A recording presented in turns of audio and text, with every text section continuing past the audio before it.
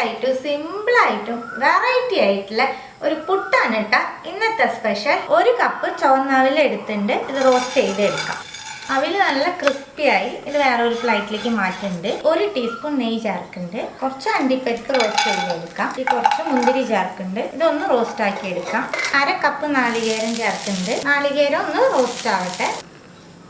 1 teaspoon നെയ്യ് പാനിലേക്ക് ചേർക്കാം. പകുതി നേന്ത്രപ്പഴം ചെറുതായിട്ട് മുറിച്ചത് നെയ്യിലൊന്ന് വാട്ടിയെടുക്കാം. പഴം കുഴഞ്ഞൊന്നും പോണ്ട, ഒന്ന് വാടി കിട്ടിയാൽ മാത്രം മതി. പഴം റെഡിയായി. പാനിന് മാറ്റുന്നുണ്ട്. വറുത്തെടുത്ത അവില് നമുക്കൊന്ന് പൊടിച്ചെടുക്കാം. കുറേശ്ശെ തരിയോടുകൂടിയാണ് കേട്ടോ പൊടിച്ച് വെക്കുന്നത്. 1/4 കപ്പ് ശർക്കര ചേർക്കുന്നുണ്ട്. ശർക്കരയും ചേർത്ത് ഒന്ന് മിക്സ് ചെയ്തെടുക്കാം. പൊടിച്ചെടുത്ത മിക്സ് ബൗളിലേക്ക് ചേർക്കുന്നുണ്ട്. 1/4 കപ്പ് പാലെടുത്തിട്ടുണ്ട്.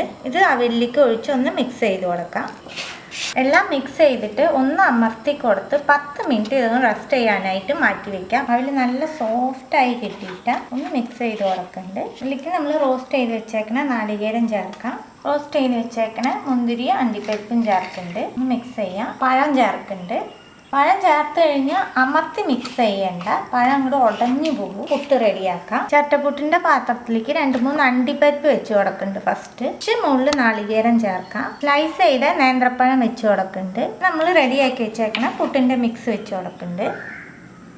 മിക്സിന്റെ മുകളിൽ കുറച്ച് നാളികേരം സ്പ്രെഡ് ചെയ്യുന്നുണ്ട്. അടച്ച് വെച്ച് 10 മിനിറ്റ് നമുക്ക് ആവി കയറ്റി എടുക്കാം. അപ്പോൾ റെഡിയായി ഉണ്ടാവും. ഇനി പുട്ട് ഉണ്ടാക്കുമ്പോൾ ഇതുപോലെ ഒരു പുട്ട് റെഡിയാക്കി നോക്കൂട്ട. കുട്ടീസ് തൊട്ട് വലിയവർക്ക് വരെ ഒരുപാട് ഇഷ്ടാവുകയും ചെയ്യും.